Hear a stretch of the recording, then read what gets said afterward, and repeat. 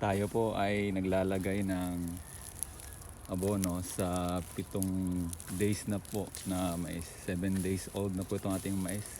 Tignan niyo po kung paano ako maglagay ng abono sa unang beses. Urea lang po ito na may halong consort biofertilizer. So tignan niyo po yung aking kamay kung paano ko ito nilalaglag para mas efficient po yung paglalagay. Ganito po yung style ng ating paglalagay. Tingnan niyo po yung aking mga daliri kung paano niya minamanipulate yung abono para bumaba.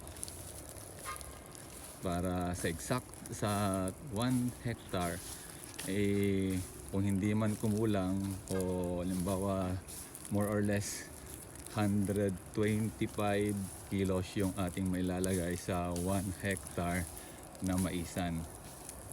So tapusin nyo po itong video, tingnan nyo mabuti para makita nyo po, malaman nyo kung paano maglagay ng abono.